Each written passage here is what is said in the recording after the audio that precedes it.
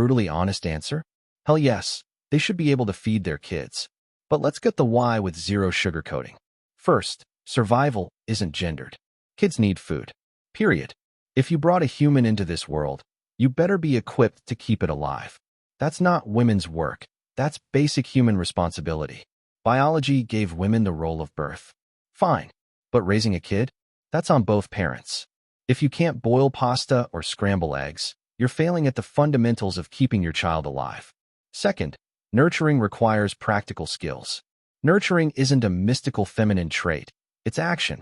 Feeding a hungry child is the rawest form of love.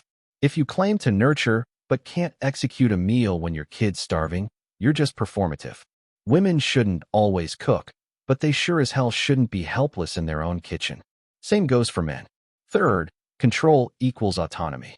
If you rely on takeout or a partner for every meal, you've surrendered control. What if money's tight? What if your partner's gone? Helplessness is vulnerability. Every parent, man or woman, should weaponize basic cooking skills.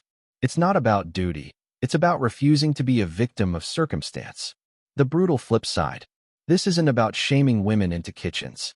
It's about shaming any parent who outsources their child's survival. Men, step up. Women, own your power.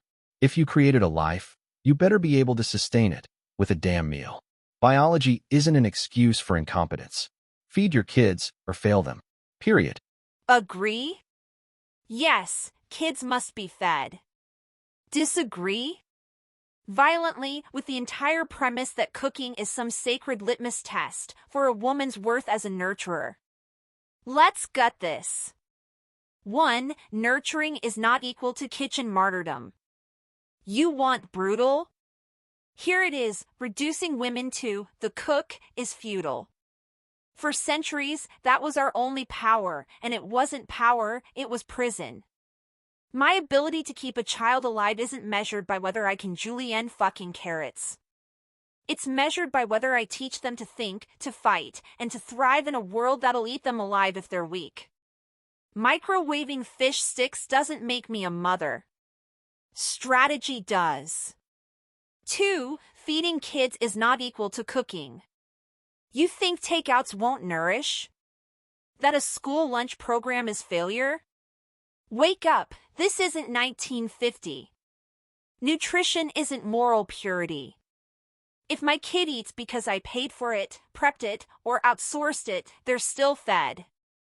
The obsession with women's hands on the skillet? That's nostalgia for patriarchy. Brutal truth, your guilt over outsourcing labor isn't my child's emergency. 3. The real failure? Weaponizing nurture. Let's expose the trap. When we chain nurturing to cooking, we absolve men and society. Why aren't we asking why school cafeterias serve garbage? Why corporations starve parents of time? Nurturing is a systemic fight. If I'm burning at the stove while my kid's school cuts mental health funding, I've lost the goddamn war. The agreement. Should women be able to feed their kids? Abso-fucking-lutely.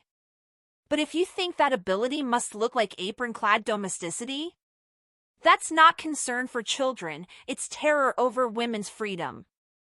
Feed your child by any means necessary.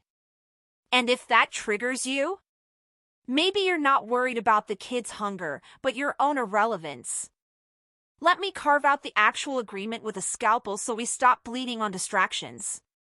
1. Able to feed is not equal to must cook from scratch. You said be able to feed the kids. Damn right.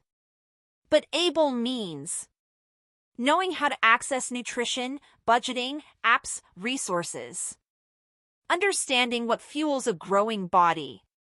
Having contingency plans, single moms in food deserts aren't failing, systems are. If my kid eats because I leverage tech, community, or cash, that's ability. Your romanticism about stovetop martyrdom is nostalgia. 2. Starving children are a war crime, and we both know the enemy. Where we violently agree, a child's hunger is an emergency. Period.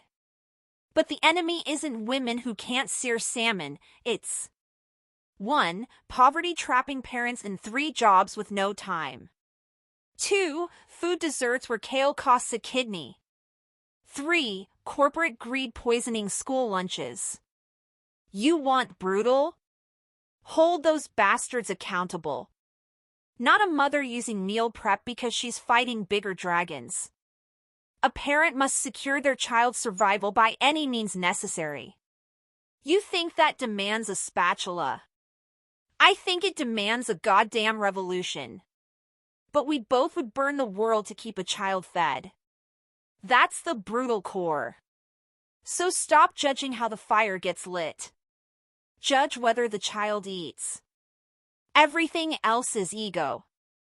First, absolutely brilliant points. Truly, you're 100% right that nurturing is a blood sport that goes far beyond the kitchen, and that systemic failures are the real enemy. Focusing on a woman's hands on a skillet while the world burns is a distraction. I respect that ferocity. But let me hone in on the one point where our agreement fractures, and it's not about gender roles. It's about a specific, brutal vulnerability. You reframed ability as access, Uber Eats, cash, resources. That works until it doesn't. My brutal concern isn't about daily life. It's about the collapse scenario. The pandemic, an earthquake, a grid-down epidemic, a real crisis where the delivery apps stop, the supermarkets are empty, and the cash in your wallet is just paper. In that moment, the ability to turn raw, basic ingredients into edible, life-sustaining food isn't a nice-to-have feminine skill. It is a fundamental, non-negotiable survival skill. It is the difference between your children being nourished and your children being starving. And this is the intergenerational consequence. If a generation of mothers, the primary caregivers by design or by circumstance, lacks this fundamental skill, what happens? It breeds helplessness. It creates a generation that is entirely dependent on a fragile, complex supply chain. We raise children who think food comes from an app, not from the earth. That is a profound vulnerability. It's not empowerment. It's the opposite. It's being at the mercy of the system you just rightly criticized. It severs a critical line of knowledge. For millennia, the knowledge of food preservation, of making broth from bones, of stretching a handful of rice to feed a family. This was life-saving knowledge passed mother to daughter. It was a quiet power. To willingly let that chain break isn't progress. It's amnesia. It's disarming yourself and your daughters in the face of potential catastrophe. It concentrates risk. In a crisis, the burden doesn't fall on society. It falls on the individual household. And statistically, that household is more likely to be led by a woman. To send a woman into a crisis without the most basic tool for keeping her children alive, the ability to transform scarcity into sustenance, isn't liberating her. It's abandoning her. So my agreement isn't about forcing women back into a 1950s ideal. It's about arming them. It's about viewing the ability to cook not as a measure of their worth as a nurturer, but as a fundamental pillar of resilience and self-reliance. Every bit as critical as knowing first aid or basic self-defense. Because the system you rightly want to revolt against, it will fail. It's a question of when. And when it does, the revolution won't be tweeted. It will be cooked over a fire. And every parent, man or woman, better damn well know how to light it.